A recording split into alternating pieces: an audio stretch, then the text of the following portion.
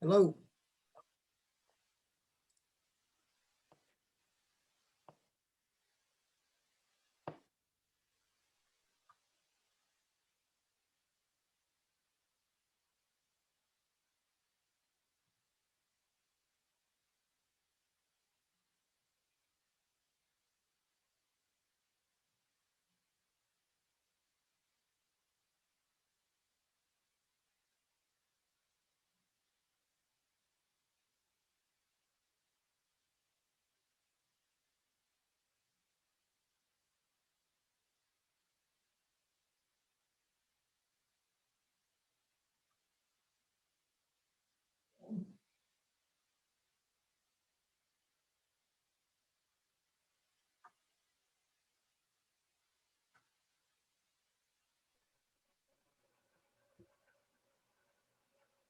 Good evening, Mark. Hey, David. Lord. Oh, I guess I'll just start calling you Brown then. Hey guys. Hey George, how you doing? Scott?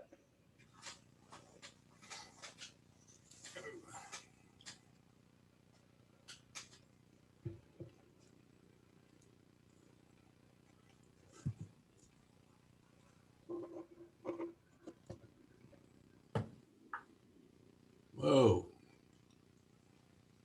Looking at the agronomy department website here, and they got programs and stuff on here going way back into 2020. Wow, that far back, huh? I don't know who updates these things. Where is this you're talking about, George? Agronomy department. Ah. I was looking for agroecology stuff. I know it exists because before I retired, me and a colleague friend of mine in the agronomy department spent probably 6 months meeting almost every day for lunch to develop what is now the UF Global Agroecosystems program. Which is, what is it for? I think most of it is sort of administered out of the agronomy department, but it cuts across 4 departments, including soil and water science and entomology, and I think ag and biological engineering. But we set it up to provide sort of a comprehensive program for undergraduates, and then there were also graduate programs. And we made several trips around the different places in the world to try to enlist some international component to it. So I was looking at the questions that Nisha had put out for us, and it just made me think of the agroecology ecosystems program. Yeah, that sounds cool. I missed the beginning of your conversation. Is that something that still exists? Yes. Okay. And there are people, a few people scattered around the state. There's one person that looks pretty good. Young people. A lot of these are young people now. I've been gone almost 5 years, and so a lot of these people I don't know, but there's probably some expertise, Nisha, amongst the IFAS around the state. Yeah. Okay. Yeah, I'll take a look and see if there's anyone that we could potentially invite from that program. Sounds good. Yeah, by the way, I don't know if they'll make it because I didn't get the invite until about 5 or 10 minutes ago, and that was I asked Leah or December McSherry if they wanted to join us as well, since they were here for the last meeting. We had some discussion, and actually this meeting we might actually have something more real to get comments from them on, but we'll see how that turns out. Sure. I wasn't aware of that site, by the way, so that was the first time for me hearing about it. Oh, the drawdown site?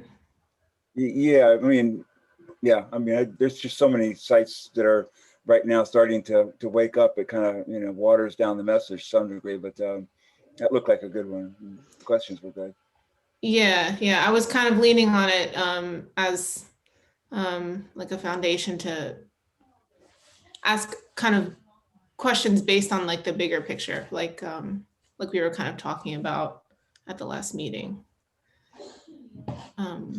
And I think that book Drawdown is, at least I've heard it mentioned in meetings here a couple of times, and I think maybe what's his name?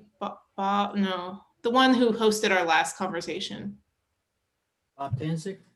Yeah, I think Bob he's Tanzik, mentioned yeah. it to us before, and it's maybe part of the program that he's involved in, uses it as a reference. Were you saying something else, David? Yeah. I was, I after the last meeting, I really, started to wonder, where are we going with this? We still haven't kind of gotten a clear, picture of where we want to be at with it. And I said, well, my first thought was, well, do we want to drop back, and punch on this one, or do we want to and go with, something else? But then I realized, food waste is something that's very important that we can bring into this discussion as well. And it was like first on the list of things that you had there, I believe, well, one of the first things you talk about compost. And we've already visited that idea because we talked about when the soil people were here, how they have kind of like a nice little circular pattern there. They're going to be doing composting in order to develop their product. And they need, food waste to do that. And then, we had some input from various, restaurants in the area that, they're having to pay to have their waste carried off at this point in time. So it would be kind of a good thing for everyone if we could get something going in that route. Yeah. And the only question I have about that is how much it would take a lot more. It would take a lot of resources just to put something together for compost for farms, but for something that's for lawns and for for local use only, for that sort of thing, just due to the transportation cost of such things. It seems like that's something that we might want to look at, deeper. I don't know if the people in the soil, business that we talked to before are still moving. I know they have the property and the land. Maybe Mark could answer that, but maybe we need to open up a discussion with them as well and kind of get some feedback as to where all that's going in the county. Yeah, that's a good idea. Because I mean, I like the idea of having a conversation that also has, some action items that we can follow up on afterwards and try and help get some things done. And that if we do put together a committee that has any longevity after the meeting, that it would be nice, if they had some projects that they would be working on, to accomplish as well. So Yeah. And I mean, I think it's kind of what we want to do is kind of an ambitious project where we want, to present the issue at large, but then also kind of bring it home and engage with like local, how it relates to local issues. But I think that's important. And I think, part like if you just like pull back and think about why we're having these community conversations, and if one of those reasons includes kind of raising awareness for the things that the county is doing,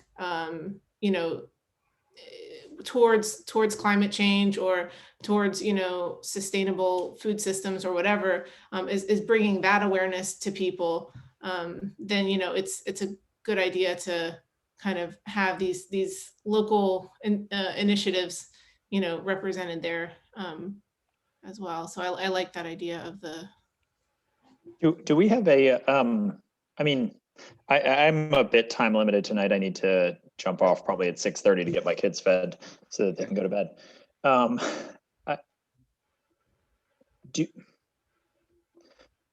Do we feel we have a pretty firm concept for what we want this meeting to be?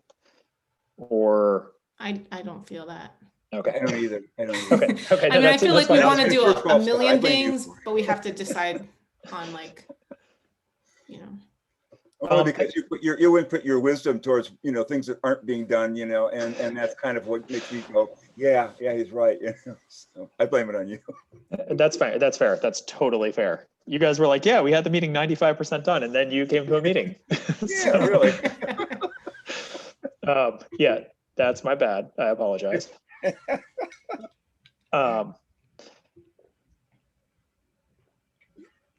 Is there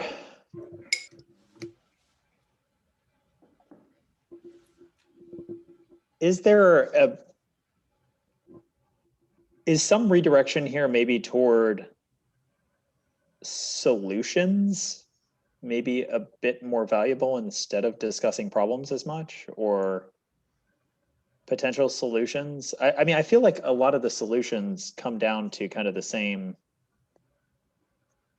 general ideas. But I mean, a lot of this, comes back to the idea of like taxing carbon, and that, I mean, that literally is kind of what I was getting at last time when we met, was, people not realizing the price of things leads to food waste. And so managing food waste, you're like dealing with a problem that's already been created. The best way to deal with this is to like not have the problem in the first place. So source control instead of end product control. I mean, that's always the cheapest way of dealing with things. How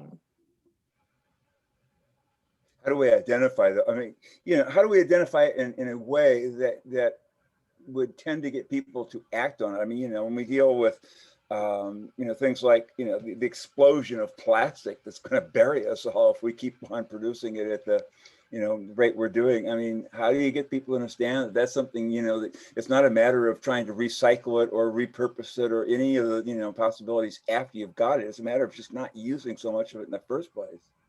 Well, and I mean, the way you do that is you make stuff more expensive. Like, I don't agree with a lot of what economists say, but that I don't believe people are very practical, but people are definitely driven kind of by the bottom line.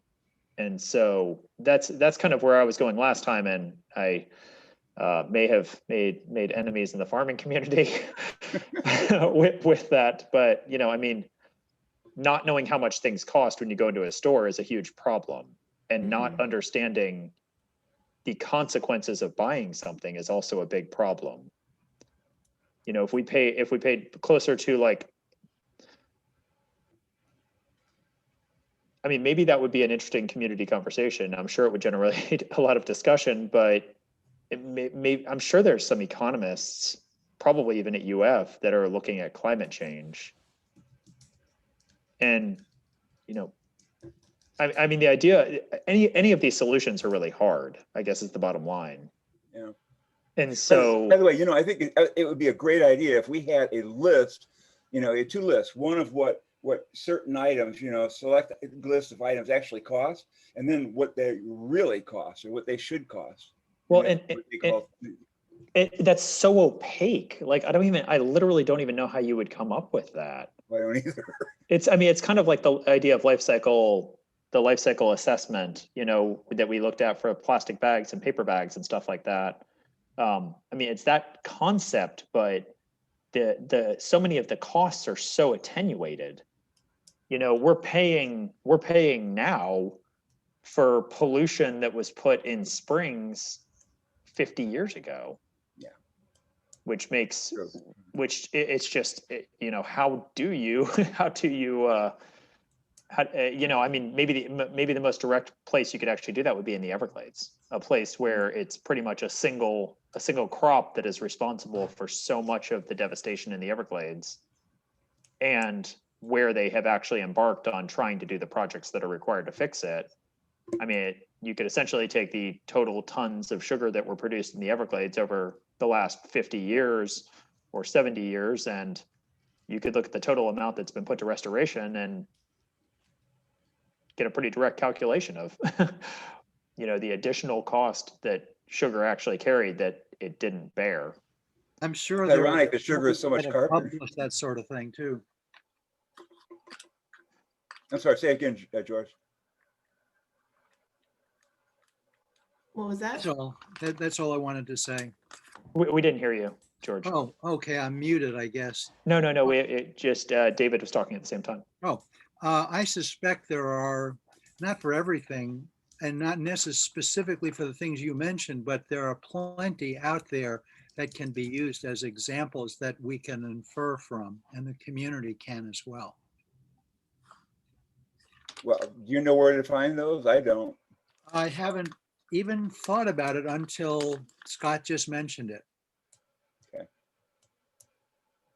Well, that's one thing to think of. It doesn't get us any closer to where we're at unless we could actually come up with a list of those that we could use, you know, in the presentation.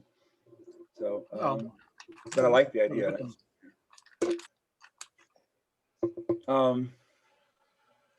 Maybe we can go through this list. I don't want to spend too long. Maybe if we can get out of here, you know, early as possible. At least we can maybe have some action items for us to look at, but at least have touched upon where we're at, so we can get something useful done in the next full meeting we have. Sure. And in the meantime, if anybody else is inspired to come up with a list, you know, of maybe a different set of questions with a different perspective before the next meeting, we can look at that at the next, you know, full meeting. I'd be surprised if someone at the University of Florida hasn't, you know, done something similar to that to some extent, knowing some of the strange projects they've done in the past. Yeah. And I like both George's suggestion of the looking for somebody at the Global Agroecology Ecosystems Program, and then your suggestion, David, of maybe following up with some of the composting projects that have been floated around in town. And then I also liked Scott's suggestion of maybe seeing if there's anybody, probably preferably, you know, at UF, who, an economist who's looking at climate change and specifically the issues that you mentioned, Scott. So if you know, if anybody wants to, you know, take those on before our next meeting, I think that would also be good. And maybe the bottom line is this comes down to like two different community conversations. I mean, like a local look at what's being done to combat climate change very likely is just a separate conversation than, you know, a like very large picture. Mm-hmm. They just may not mesh well.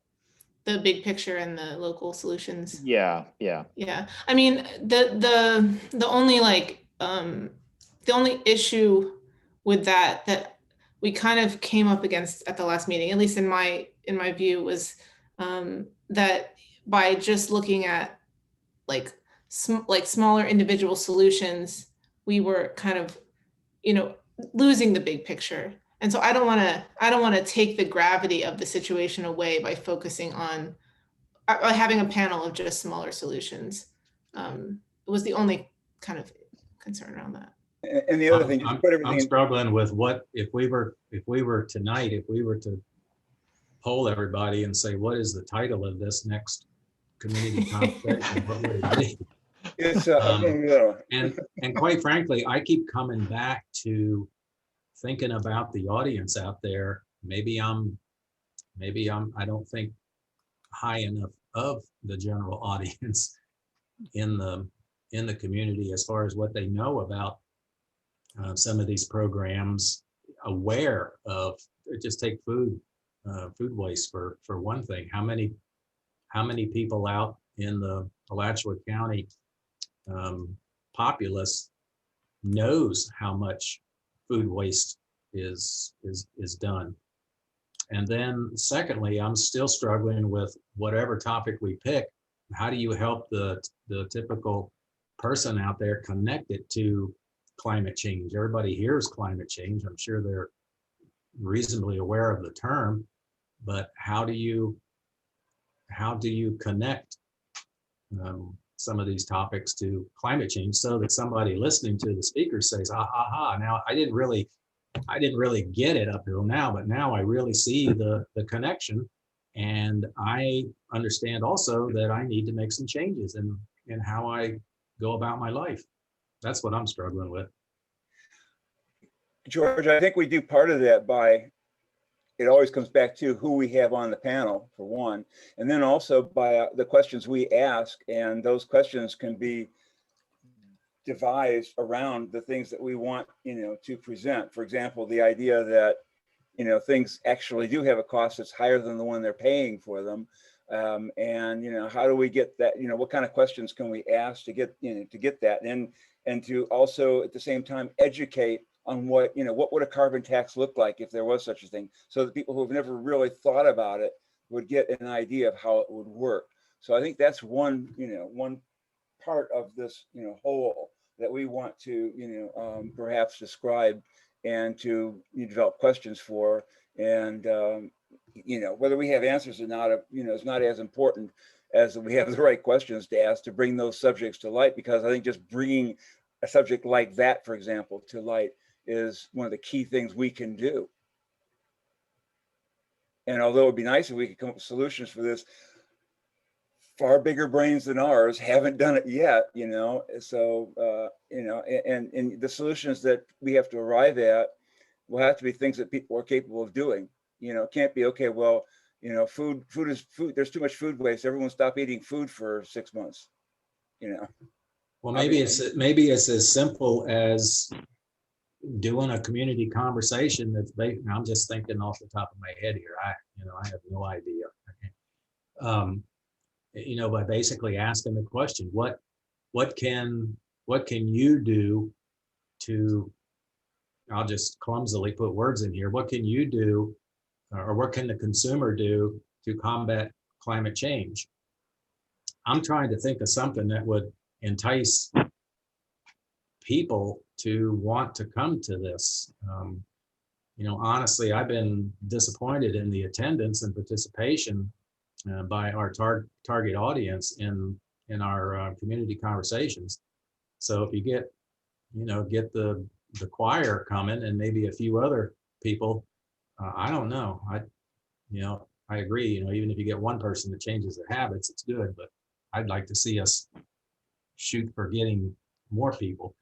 George, you're aware that over 1,000 people saw the last community conversation, right? Well, I don't know about that. There's an actual counter. I know about counters and stuff, but I just wonder, how many people actually looked at it and studied it. And is it just views or like play? How long is the playtime count for a view? It's a good point. Yeah. Well, I guess I'm just asking questions more than I don't really have an answer. I tend to think that something that addresses a topic that more people might be interested in, like, for example, the food waste, because everybody goes to a restaurant, everybody shops, everybody throws stuff out of their refrigerator when it gets too old. They understand that a lot of food from the garden is lost. So, I'm just thinking maybe something like that might be more interesting and personal to the attendee. I'm just thinking out loud. What do you guys think of maybe, I tend to be a climate pessimist, but really? what do you guys think of maybe trying to, what if we targeted the community conversation around concrete things you can do for climate change? Like, I feel like that would be a much more positive message. It's, I think, something that would speak to a lot more people. And I think that includes the food waste issues. And, I don't know who would be the right presenter for that. The last thing I wrote. Exactly that. But maybe that should be the entire focus. Is I feel like the subject, the science in a lot of cases is maybe beat to death, and a lot of people don't understand it anyway. And maybe just having a concrete things you can do in your daily life to improve, or to reduce your footprint is the most valuable thing. And that could very easily, like a huge piece of that would be food waste. Yeah. Well, that's exactly what I'm suggesting, Scott, is that we focus on things that people can understand, and take, have a little more of a personal understanding, and possibly ownership of it. Well, once and I you- mean that, that would be one way you could couch it, is you could couch it as like pretty much everything we could individually do for climate change actually saves us money also. Yeah. And so maybe really trying to draw a direct connection there and say, next time you see something on sale, don't buy 2 of them just because they're on sale. So, you're going to end up throwing out, that extra quart of yogurt you bought because you're not going to eat it in time. And that's both positive from the standpoint of, well, the plastic container didn't have to get produced. You didn't then have to throw it out. There wasn't, methane impact in a landfill from it. But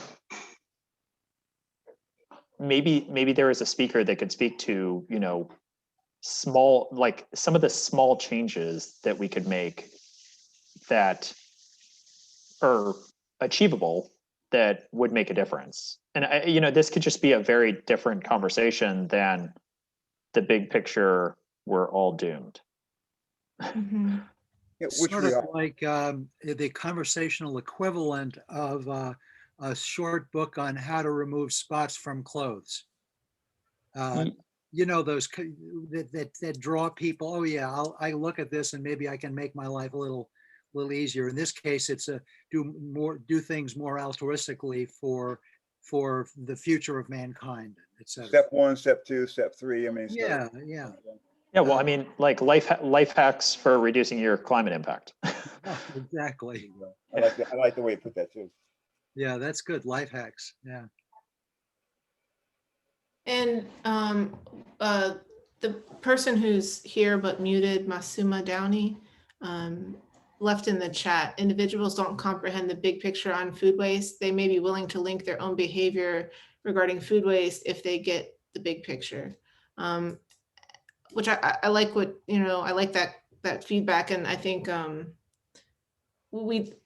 in doing these like life hacks to reduce your, climate footprint or whatever, you worded it better, but we should also like do what she's suggesting and make sure people understand, why writ large this individual behavior is so impactful if it's adopted or changed by everyone. Yeah, and I think each of these subjects, if you're going to, let's say we have 5 or 10 different things that each individual can do, it can be a 2-parter. The first part explains, kind of why it's a problem, and then here's what you can do, yourself to solve that, with at the very end, kind of a rehash of all the, the things that individuals can do, and then just, and leave the description out of that at that point. So yeah, I'm starting to feel much warmer, fuzzier feeling towards this than where we, weren't headed before. Yeah. You could paint that big picture, I think. I think it's a very good point to bring it in, but you could then paint the bigger picture by actually presenting how big of a problem food waste is. And so, it may be, well, your individual impact is, you'll have you'll save 200 pounds of food per year or something like that. And, this is important because if 1 million people do that, then it's a huge impact.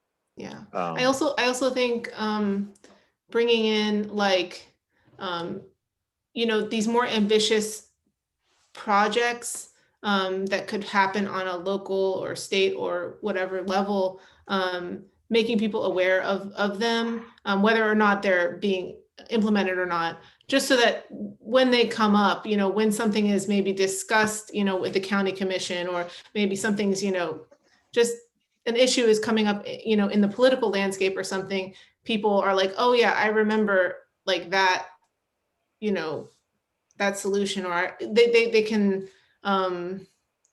they're ready to take action when it comes, when it's presented on that level as well, or they're ready to advocate for things on a bigger scale when those things are possible. Does that sound right? Well, so I mean, I doing- just don't want them to lose that as well. Like there's the individual stuff, and then, you know, there's the, you know, changing the political landscape, or, you know, the things that are potentially could have a huge impact, but people need to be aware of them and advocate for them if ever the chance comes to make those changes. I guess one idea here is dealing with the, you know, the more digital format that we're likely to use for this community conversation. Maybe having a shorter community conversation is almost more valuable, more accessible. Like someone sitting down and watching 2 hours of video, that's a very big time commitment. And so maybe having a half-hour presentation from someone, maybe we could have more of them, and actually so have kind of more outreach in that regard. And, you know, maybe it's a 15-minute presentation and a 15-minute Q&A or something along those lines. And then we could have one that's like, here's the small things you could do in your life to make a difference. And then we could have one that is like, this is how big the problem is, and these are the kind of solutions that are going to be required. And so maybe there's a way to essentially have more smaller conversations that are more approachable, rather than, you know, a single 2-hour presentation. That Yeah, is, I like that, Scott. I would want them a little longer than half an hour, though. I think a minimum of an hour would be what's necessary, because we've been doing 3 hours. 2 hours would be a drop back to, you know, to one, but I think an hour is like a third of what we've been doing, and I think that would work. And I think we could get, you know, everything accomplished within that hour for a smaller one. But I don't know if anything could be done in a half an hour, because in a half an hour you're going to have people that come late, you know, people that leave early, and then in the middle, what's left is, you know, maybe, you know, there may be one disruption is going to blow your whole meeting away. So I like the idea of being able to, or one snag, one technical snag is going to blow the whole meeting away. I guess I'm not thinking though of switching speakers a lot. Yeah. So I guess I'm thinking of almost having like a speaker who would Yeah. speak to just one thing. And so there wouldn't be a lot of time spent switching speakers, like, oh, and now we're gonna have so-and-so talk about such and such. Just having them very focused. So have one person that could speak about, you know, like give a brief presentation of, here's what the individual's impact looks like. I'm sure that's something that has been done and could be presented, essentially like, here's a day in your carbon footprint. And, you know, I would imagine that for a lot of us, or most of us, that's probably, food waste is probably the biggest thing in kind of our daily footprint. And so that is like readily changeable. And so you could have, you know, a brief 15 or 20-minute presentation, and then just constrain to a relatively small number of questions, or maybe you let the questions go longer. That's just, it's much closer to like a TED Talk in terms of accessibility, instead of having, you know, a marathon for people. Like even an hour is just, it's a very large amount of time to commit. How about this? How about we schedule as our first one of whatever we're going to do, and we won't even, you know, count how many we're going to do over a period of time. But for the very first one, we'll say, okay, it's going to be a half an hour of presentation, one person with 15-minute Q&A afterwards, and that's it. It's 45 minutes. It's kind of like a compromise between the 1 hour and the half hour. And I think most people can handle 45 minutes. I mean, that's pretty easy to do. And then our first one will be on food waste, or I mean, you can say it could be on, here's the things you can do, you know, to cut back on your footprint, you know, in climate change. And food waste could be a part of that, or food waste could be a whole separate one if you want to do it that way. It's too bad that there's no one in the community who has the personality of a Bill Nye, who has science competence, and yet who can draw children and adults into paying attention, literally paying attention. That's part of the problem. Oh, I'll bet there are. How about that? George, do you know of any faculty or anyone outside the university who has remotely that capability? Not off the top of my head, George, really. That would really be cool, I think. I mean, not the type of presenter that you're talking about. There's probably some people that could work up a presentation about food waste, you know, sort of the facts and figures. I just wonder if someone who not necessarily has his kind of exactly his delivery, but who could pre-digest into digestible, understandable bits of information, takeaways that people can see presented in a progression, almost like he might say, without having the exact delivery capability that he has. It's just a thought. Yeah. It would almost take then to do that. It would almost take like a rehearsal, you know, a pre-written script, Yes. a rehearsal, and Yeah. someone who could direct it would kind of who understands what it needs to be gotten Right. out of, and someone who's fairly flexible to present it. So Yeah. the person would, you know, would be able to take directions from the director to get what we see as Quite a challenge. Yeah.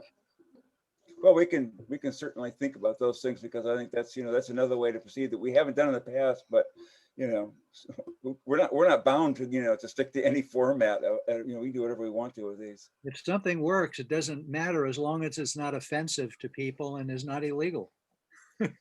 Sometimes offensive still works, but Yeah. I know what you're saying. What are your thoughts, Nisha? I mean, do you think that kind of format would work? Is it just too different? No, I mean, I definitely think it would work. Yeah, I mean, I think both formats have different merits, I guess. Yeah. So I'm not like really strongly enamored with one more than the other. But I like it. I like that idea. Yeah, and based upon what the, you know, what Masuma just said, you know, maybe we should, you know, be looking at trying to, you know, recruit someone, you know, from outside the area, but, you know, that has the kind of talent we think to do this right, you know, to present it, to work with us on it, you know, and, you know, donate their time to us for doing that. Sure. I like that, you know, just making it a priority to have presenter who is engaging. I mean, I think that's got to be like a prerequisite. I also like the idea of, you know, bringing it back to like local projects and things that people are doing in the community too. So I don't want to lose that aspect, I guess. You know, because there's a lot of cool things that businesses are doing and people are doing, and a lot of local initiatives that I think, you know, we could bring into these conversations, whether they're a smaller format or, you know, the 2-hour thing. By the way, the thing I like most about what Scott just said is we can, in a much clearer format, we can put together like 3 or 4 or 5 or whatever of these, you know, these presentations, and, you know, one every, you know, 3 weeks or a month or however we want to do it, you know, and much more easily bring them, you know, bring a lot more information to the public in a lot clearer fashion, and perhaps even evolve a listenership, except that, you know, they went and watched one, it was really good, you know, and it's not like 6 months between that and the next one, or a year between that one. It's like just a month away, and then a month away to the next, and give a series of these, because that would, you know, much more easily meet, you know, the needs of the community, I think. Yeah, I like that. That's a good point. Like, if people start to anticipate them and they gain a reputation as being, you know, fun and interesting and educational, we could definitely start, the viewership would probably build. To do that, we would need to identify, like right now we've got one, you know, which is these things that you can do, maybe it's the 10 things you can do, you know, and actually the title that Scott gave us, just the title. I mean, that's the perfect title, you know, the life hacks for reducing your climate impact. I mean, that's, you know, that's it. I mean, you can't say that any better. And that's one. Now let's come up with like two more.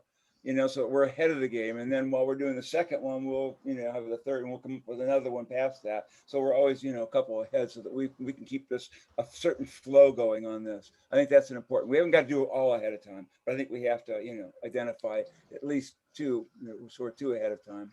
Yeah, One make them less ambitious and kind of be able to plan multiple in advance so that we don't have big gaps in the time between meetings or One of the conversations. reasons why perhaps we didn't have as many people in in all the other community conversations is the sheer length, not because people necessarily have a time commitment, but because they have become so conditioned to little tiny bits of time that they look on their cell phones or their laptops and they go, and everything is digested, and people tend not to read long involved things or listen. Listening to classical music is a perfect example. They've shortened the concert lengths dramatically over the past couple hundred years for things of reasons of that sort. And so there's that other imperative in keeping it short enough, forgetting about time commitment, but just keeping people's attention and their willingness to devote, okay, I'll try to learn this kind of thing, and walk away. Yeah, so break it into segments. Yeah, I've noticed TV, what works is something like a 6-minute, 3-minute, where you have 6 minutes of movie and 3 minutes of commercial, more or less. I mean, obviously those are somewhat flexible, unless you're on PBS, and of course PBS has much lower following because of that. because they don't do that anymore. But yeah, the idea that even in these individual presentations, they need to be broken down into smaller segments, because people have been trained not to be able to carry a fairly long. Turned into a bunch of birds. What's again? I'm just being silly. I mean, we've regressed, we've devolved in terms of our ability to concentrate for periods of time. I don't think it's that. I think that the demands on any given unit of our time are they're exponentially higher than they were 200 years ago. 200 years ago, you could possibly go sit under a tree for 3 hours and think about something. Yeah. That's too inefficient. That's part of it. But I still think there's a certain element of the medium turning them into focusing on pre-digested. The more I look at the news online, the less I read long articles in whatever form it is, because I find I'm evolving into more of a skimming kind of a person, and I have plenty of time. I'm retired. Yeah. It's like the old thing that your teacher used to write, paragraphs are your friend, right? Because, people write, page-long paragraphs, and nobody can visually can manage that. I look at something that has that many lines without a break in it, and I turn the page. I don't read it. So, well, I think we've got a great, start here. I think we've got some thoughts we need to digest and to consider. But I think we have I think we finally have something that we'll be able to put together some meetings from. Yeah, and I think one merit of the shorter format is, it's less intimidating to brainstorm and come up with meeting ideas, because when we just have we're doing this deconversation, we try to put everything in it at once. Whereas now, if we do a format with maybe one speaker and one issue, or one central focus, we can invite some of these composting companies, or we can invite an economist from UF to come and talk to us, and they could be a speaker for one conversation. So we're not trying to decide, well, should we invite this person or should we talk to this person because do they relate to our, one big conversation that we're having? So in terms of all of this, we're adding more tools to our, our pack. And before it was there's a tool out there that has 4 or 5 people on a panel, and now we're saying here's a different way of doing it, like the TED Talk kind of way of doing it. And I think that's being, what got us to have to go in this direction was climate change, because climate change was something that was just too darn big. In the past, we had a whole bunch of subjects that we were able to do one of in a meeting, And yeah, you had to go 3 hours for the meeting to get it done, but still you got it accomplished. You can't do that with climate change. And I doubt if we could do it if we had 10 meetings, you know, at 3 hours, we couldn't do it. One of the nice benefits of making these things smaller is that they can be sort of cut up a bit and presented in multimedia ways as public service announcements. The way we used to get stuff back in the 50s and 60s on television for a couple minutes or less in between two shows on television.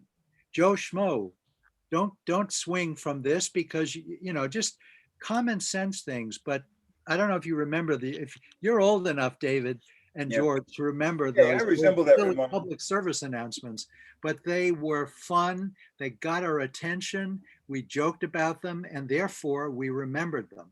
And so if there is some way to digest down, I don't know how small we can make these things. They can be multi-purposed after we've done these community conversations. So let's all work on, as action item for all of us, let's work on, you know, for this first meeting, what would we recommend as the things that, you know, should go into it, as you know, individual, you know, up to 10 items that could be, these are the things that, you know, the individual can do. Okay, like, you know, to fill that first subject that Scott gave us. And then if you see something else that we could do as a, you know, as a one-off in another short presentation in the future, you know, write those down as well. Does that sound good?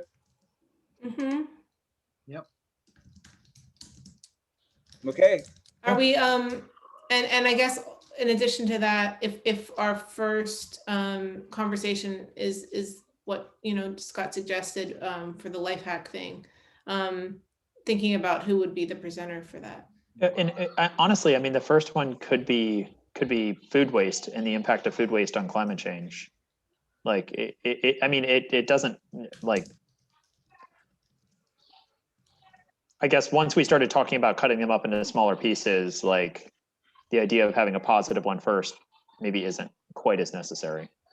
I mean, that's one that they probably you could probably draw some pretty valuable, here's things you could do, or maybe that should be a goal of all of them with climate change, you know, is maybe you present one on food waste, and then, you know, a couple of the slides are just, here's what you can do about it, you know, in your daily life. Here's the big problem, and here's what you can do as an individual to make some difference. Maybe giving them a little bit of a pick me up after you've gut punched them. Right. Yeah. But I think to do that with, you know, then you're going to breaking it up maybe as to how many can you fit into the hour, you know, if you're going to do it, make that an hour program, how many can you fit into the hour program? You're going to break that up over. I like your idea of having a whole bunch of smaller ones that deal with individual things more than I do trying to, you know, to fit several into one thing, just because, I don't know, it seems more organic. Well, I guess what I'm getting at, David, is the idea of maybe you have a small presentation on climate change, and the end of that, you know, the last slide of that, or the last two slides of that, are here's the big picture solutions that are needed, and here's what you as an individual can do. And then you might have another one that is, you know, how big are the solutions that are needed to actually fix climate change? Maybe that's one of them.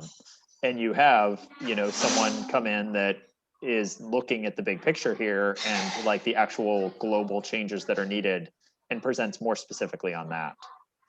Because your brain seems to be coming up with some really good ideas right now, Scott. Do you mind writing some of these things down, or just kind of keeping a little diary on these ideas and passing them along through Mark to the rest of us? So Yeah. And you know, maybe a very good thing to do at the next big meeting would be to talk through some of these ideas and try to get down maybe 4 or 5 or 6 ideas, because we may not be able to find a good speaker for every single one.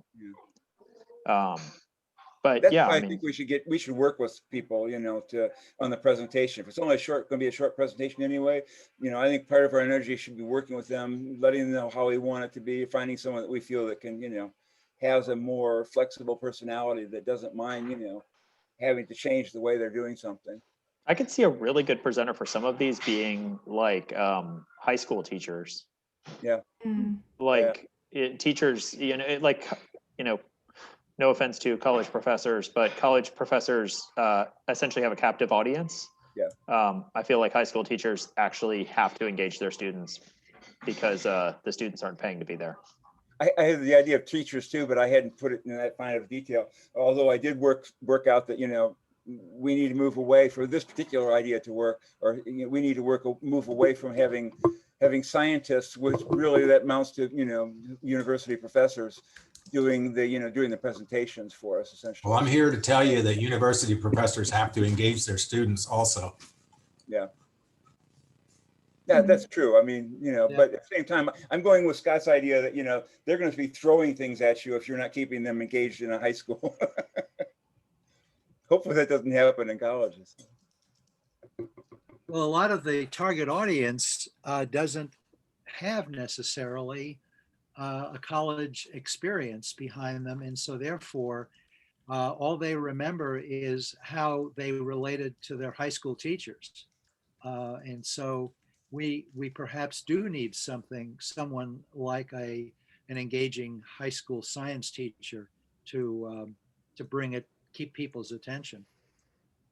And the people that got me to think the most were no doubt about it, university professors. Okay, so I'm not knocking that at all. I'm just saying that in this case, perhaps we want someone who's going to be a little more entertaining. And I can't say that either because I've had some very entertaining college professors. But let's forget the idea of where we get them from. A teacher, someone who knows how to teach, regardless of what venue they taught at. And that's what we're looking for. We're looking for someone who has a good personality. I knew a college professor was teaching horticulture, and for his seminar on how to prune fruit trees, he brought a chainsaw into the classroom and started it up. I had a high school Latin professor that that would come in, dressed as in a full gladiator's uniform, to show, what they wore back in those days. So, but I'm sure that there are university professors that do the same. And by the way, I felt that Mark Clark is an incredibly engaging professor. I know that, and the other Mark that we had last time, I forget, for our last conversation. Fraser? Yeah, Mark was, I think he's a great speaker. I mean, my eyes were glued, to the screen, when he was speaking. Yeah. He's great. So the idea is to find, someone who's just, has the largest overall appeal I think we accomplish. And, there's probably a dozen people that, we can come up with that can do these jobs. I'm convinced that we're not going to have trouble finding the right person for this. We may have too many people that can do it. Teachers are really dedicated people. And I think that's, that's the key thing. Yeah. One more idea with respect to the format is we could potentially somehow open up feedback or questions ahead of the meeting, and get the community to already start generating the kind of questions that they want to ask, or the kind of things that they want it to be addressed in the Q&A portion. Just because I think when people feel like they're being heard, and they automatically have more stake and more interest in the thing. So that might sort of generate a buzz ahead of the meeting. Yeah, and whether we do that, maybe there's a way to do that with having people sending, I don't know. We don't have a website for that, but it would be nice if we had a website. There are ways of doing it. There's websites that'll do something like that. I think that we could. But I'm not sure the county has access to one that we could use that way, and that's what we need. Mm-hmm. We need to talk to Mark about that, But Mark's there, okay? Mark. Sorry, I'm listening to two meetings at the same time here. I think that's a good idea. The only limitation is that, and I've seen this with our communications department, is they don't like to actually advertise more than a week out because they figure people lose interest or they forget or they don't like it. So, and plus they just get inundated with requests for, posting. So, I mean, we could request it and see what they say, but it was enough just to make the 1 week the last time, but that was in part because it's just staffing issues and stuff, but we can at least request to see if they can put out an earlier posting. And then with the posting, actually ask for comments in advance so that it can be addressed in the meeting itself. So I think that's a good suggestion. Yeah.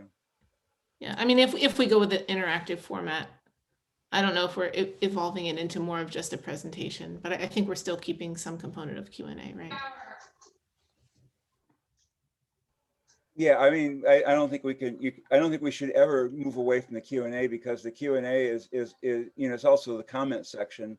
And it's when people can give us comments that we can feed back to the commission. And I think that's a very important part of whatever we do. And I like the idea of, if we can have people post their comments after the fact, what they were thinking, so that we can, again, feed those back to the commission as well. I think it's important. Okay, my brain is full. So the task is to generate questions related to food waste. Is that where we're going now? I think we have two. We have two things to deal with. One was food waste. We could have a separate, presentation on that. And the other one was the life hacks for, reducing your climate Oh, impact. right. Oh, So yeah, those two yeah, things. of course. And I'm sure, that when we stop, the meeting and think about it, we could each have 4 or 5 others, fairly fast. We can do both and see what we prefer. And Yeah, I mean, we've got enough now to set up 2 of them, and just finding the right person to do each, and to move forward with them, in the right time frame. yeah,